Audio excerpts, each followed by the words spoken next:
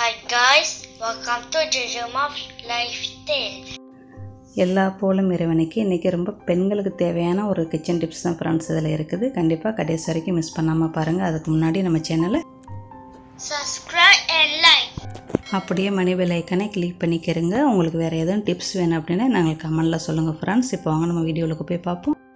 Tip number 1, நம்மளுக்கு எப்போவுமே சப்பாத்தி கட்டை இந்த மாதிரி இருக்கிற கட்டைகள் வந்து நம்மளுக்கு வந்து ஆடும். அதுக்காண்டி ஒரு சின்ன டிப்ஸ் ஃப்ரெண்ட்ஸ். காட்டன் துணியில் டவலோ கனத்த டவலோ ரெண்டாக மடித்து கூட நீங்கள் போடலாம். போட்டு நீங்கள் வந்து சப்பாத்தி உருட்டினீங்க அப்படின்னா உங்களுக்கு ஆடாது. ட்ரை பண்ணி பாருங்கள்.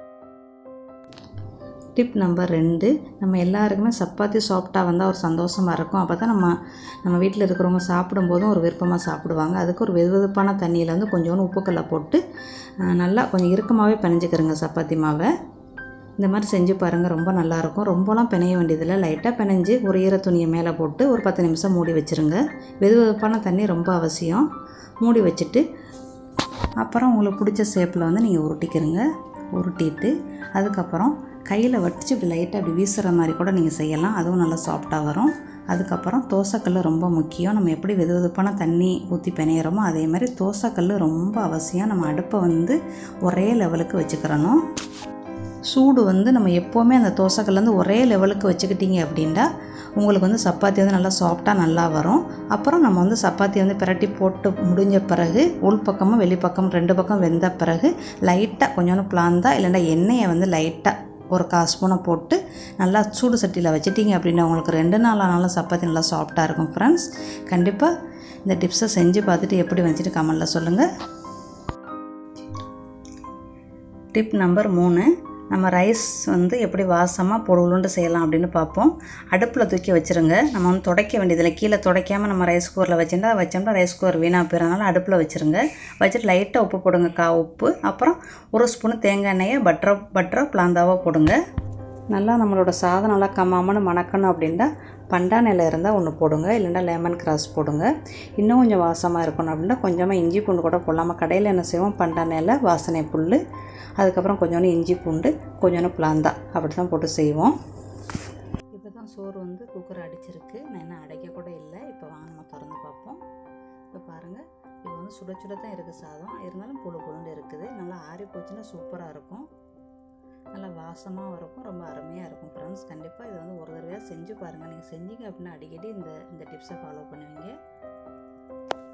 இப்போ கமாமண்டு மணக்கக்கூடிய சாதம் ரெடி பண்ணிட்டோம். அது நேரத்தில் புழுண்டு இருக்குது பாருங்கள். இப்போ வெரைட்டி ரைஸு, ப்ரே ரைஸு எல்லாத்துக்குமே நீங்கள் யூஸ் பண்ணலாம். ப்ரே ரைஸ் செய்கிறவங்க வந்து ஒரு 2 ஹவராவது ப்ரெஷரில் வச்சு யூஸ் பண்ணுங்கள். அப்போ தான் உங்களுக்கு சூப்பராக இருக்கும்.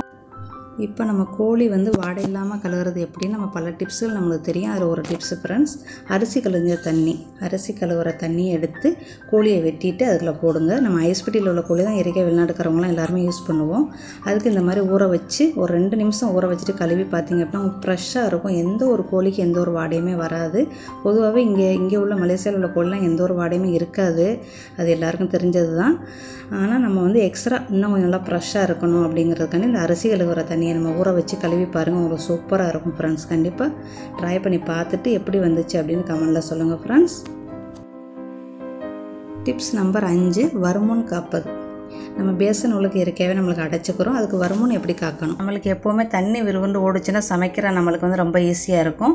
அதுக்கு ஒன்றுமே இல்லை, எக்ஸ்ட்ரா ஒரு சல்லடை மட்டும் வாங்கி போட்டுக்கிறோங்க. நம்மளுக்கு இயற்கையாக பேசன் வாங்கி நம்ம வைக்கும்போது ஒரு சல்லடை வச்சு தருவாங்க. எக்ஸ்ட்ரா இன்னொரு சல்லடையை போட்டுக்கிட்டோம் அப்படின்னா நம்மளுக்கு இயற்கை அந்த தலை கெட்டு போயிட்டால் கூட நம்ம தலையை வந்து வேறு தலை வாங்கி மாட்டலாம். என் வீட்டுக்காரங்க புதுசாக தான் அதை கூட மாட்டினாங்க. இந்த சல்லடை ரொம்ப விலையெல்லாம் இல்லை, ரொம்ப சீப்பு தான். 5 வெள்ளி கடையில் இருக்கும், 2 வெள்ளி கடையில் இருக்கும். கண்டிப்பாக இதை வாங்கி வைங்க. டபுள் சல்லடை போட்டுக்கிட்டிங்க அப்படின்னா உங்களுக்கு ரொம்ப டென்ஷன் இல்லாமல் நல்லா ஈஸியாக வேலை முடிஞ்சிடும். நம்ம வந்து சுத்தம் பண்ணுறதுக்கு ரொம்ப ஈஸி. இதை எடுத்து அப்படியே அழகாக தட்டிடலாம். கீழேயும் நம்மளுக்கு சமயத்தில் தங்கும். சட்டி பாத்திரம் பீங்கெல்லாம் கழுவும்போது கீழேயும் தங்கும். அதையும் எடுத்து தட்டிடலாம் ஃப்ரெண்ட்ஸ். இப்போ நம்ம டிப்ஸ் நம்பர் 6 பார்ப்போம். பூண்டு சுட்டு சாப்பிட்றவங்க, வாட்டி சாப்பிட்றவங்களுக்கு ஒரு சின்ன டிப்ஸு ஃப்ரெண்ட்ஸ். இந்த மேத்தோலை எடுத்துக்கிட்டு இதில் ஒரு 4 பூண்டு நம்ம சாப்பிட்டோம்னா உடம்புக்கு ரொம்ப நல்லது. நம்மளுக்கு வாடைகள் எதுவுமே வராது. நல்லா கழுவிட்டு நம்ம வந்து ரைஸ் குக்கர், அடித்த குக்கர், சோறு வெந்த குக்கர் உள்ளுக்கு நல்லா அமுக்கி வச்சுருங்க. அமுக்கி வச்சு மூடி போட்டுட்டிங்கன்னா ஒரு 10 நிமிஷத்தில் உங்களுக்கு அருமையாக பூ போல் நல்லா வெந்துடும். அப்புறம் நீங்கள் எடுத்து சாப்பாட்டில் வச்சு நீங்கள் சாப்பிட்லாம். உடம்புக்கு ரொம்ப நல்லது. கண்டிப்பாக அந்த டிப்ஸ் உங்களுக்கு யூஸ்ஃபுல்லாக இருக்கும். இந்த மாதிரி பூண்டு நல்லா வெந்துடும், 3/4 வேக்காடு வெந்துருச்சு. நம்மளுக்கு உடம்புல எந்த பூண்டு சாப்பிட்ற வாடையே இருக்காது. அப்புறம் அரிசி கழுவி குக்கரில் வைக்கலே நீங்கள் பூண்டை வந்து பக்கத்துலேயே வச்சுக்கிறங்க, இல்லைன்னா மறந்துடுவோம். இப்போ டிப் நம்பர் 7, நம்ம பூண்டு எவ்வளோ சுருக்காக உரிக்கலாம், எவ்வளோ ஈஸியாக செய்யலான்னு வாங்க பார்ப்போம். இந்த இடிகளில் தான் நம்மளுக்கு பேர் உதவியாக இருக்கும் பூண்டு உரிக்கிறதுக்கு. நான் இது ரொம்ப காலமாக யூஸ் பண்ணிக்கிட்டு இருக்கிறேன். இந்த டிப்ஸை கண்டிப்பாக உங்களுக்கும் இது யூஸ்ஃபுல்லாக இருக்கும். இந்த மாதிரி ஒரு இடிகளில் வச்சுக்கிட்டு இந்த பூண்டு மேலே இப்படி நச்சிங்க அப்படின்றாலே உங்களுக்கு 2 தோலுமே அழகாக வெளியாயிரும். நல்லா ஈஸியாக எடுத்துடலாம். அவ்வளோதான். கொஞ்சம் ஸ்பீடாக நச்சிங்க அப்படின்னா உங்களுக்கு பூண்டு நஞ்சே வரும். கொஞ்சம் மெதுவாக நச்சிங்க அப்படின்னா மேத்தோல் மட்டும் உங்களுக்கு இது பண்ணும்.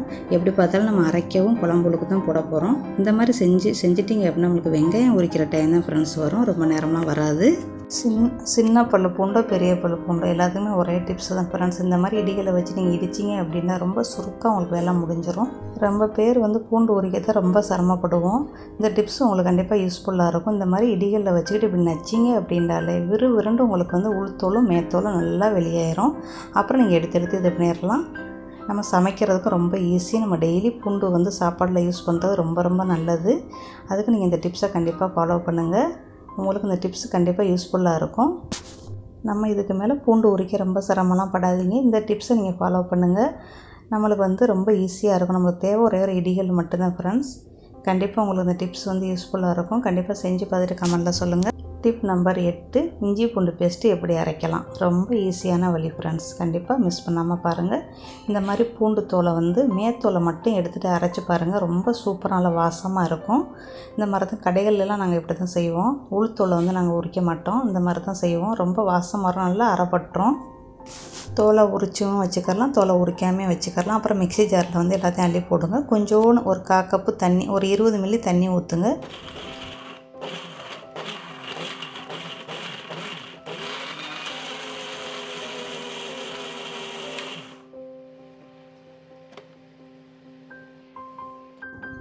பவுஸ் மூட்டில் ஒரு 3 தடவை அடிங்க. அதுக்கப்புறம் 1ஆம் நம்பரை வச்சு அடித்தாலே உங்களுக்கு நல்லா சாஃப்டாக அரைஞ்சிரும். அதே நேரத்தில் நம்மளுக்கு பேஸ்ட்டு நம்மளுக்கு நல்லா திக்காக இருக்கணும். ரொம்ப தண்ணி ஊற்றி அரைக்க வேண்டாம்.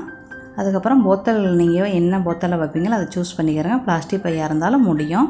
எனக்கு இந்த பேஸ்ட்டு வந்து கரெக்டாக எனக்கு 1 மாதம் வரும். பச்சையெல்லாம் எனக்கு அடிச்சதில்லை, இந்த மாதிரியே தான் இருக்கும். நான் இப்போ எப்படி போட்டு வைக்கிறேனோ அதே மாதிரி தான் ஃப்ரெண்ட்ஸ் இருக்கும். கண்டிப்பாக நீங்களும் இந்த டிப்ஸை ஃபாலோ பண்ணி பாருங்கள். ரொம்ப ஈஸியான டிப்ஸு தான் ஃப்ரெண்ட்ஸ். டிப் நம்பர் 9, நம்ம வெங்காயத்தோல் பூண்டு தோல் அதெல்லாம் வேஸ்ட் பண்ணிட வேண்டாம். இப்போ நம்ம இஞ்சி வேறு தோல் உரிச்சிருக்கிறோம். நம்ம இஞ்சி பூண்டு பேஸ்ட் அரைச்சதுனால அதை என்ன செய்யுங்க, அதே மிக்ஸி ஜாரில் வந்து நல்லா தண்ணி ஊற்றி நல்லா கழுவி ஒரு போத்தலில் ஊற வச்சுருங்க. இது வந்து பூச்சி மருந்துக்கெலாம் நம்ம அடிக்கலாம். நம்மளுக்கு வெள்ளை பூச்சியா இல்லை கருப்பு பூச்சியா என்ன பூச்சி இருக்குதோ அதுக்கெலாம் நம்ம வந்து ஊற வச்சு அடிக்கலாம். அதாவது 4 கப்பு தண்ணிக்கு 1 கப்பு இந்த இஞ்சி தோல் பூண்டு தோலோட தண்ணி, வெங்காயத்தோல் அந்த தண்ணியை வந்து நீங்கள் போடுங்க. இப்போ 2 நாளைக்கு முதல்ல பூண்டும் வெங்காயத்தோலும் நம்மளுக்கு டெய்லி சமையலுக்கு யூஸ் பண்ணுவோம்ல, நானே கொஞ்சமாக தான் யூஸ் பண்ணுவேன். அது 2 நாள் தோலை வந்து ஊற வச்சு தண்ணியை வடித்து வச்சுருக்கிறேன். ஒரு பழைய வடிகட்டி வச்சுக்கிறேங்க. 1 மடங்கு வெங்காய தண்ணிக்கு வந்து 4 மடங்கு தண்ணியை ஊற்றி கலந்து காகரி தூறு பூஞ்செடி தூருக்குள்ளே ஊற்றுங்க. உங்களுக்கு கண்கூற நீங்களே பார்ப்பீங்க ஃப்ரெண்ட்ஸ். இந்த செடி போன மாதம் வந்து இது தேருமா தேராதாண்டே எனக்கு தெரியலை. நான் இந்த வெங்காய தண்ணி மட்டும்தான் ஊற்றினேன். எப்படி நிற்கிதுன்னு நீங்களே பாருங்கள் ஃப்ரெண்ட்ஸ். ஓகே ஃப்ரெண்ட்ஸ், இன்னொரு நல்ல பதிவில் சந்திக்கிறேன். தேங்க்யூ ஃபார் வாட்சிங். Thank you for watching. JJ Mom, see you soon. Bye.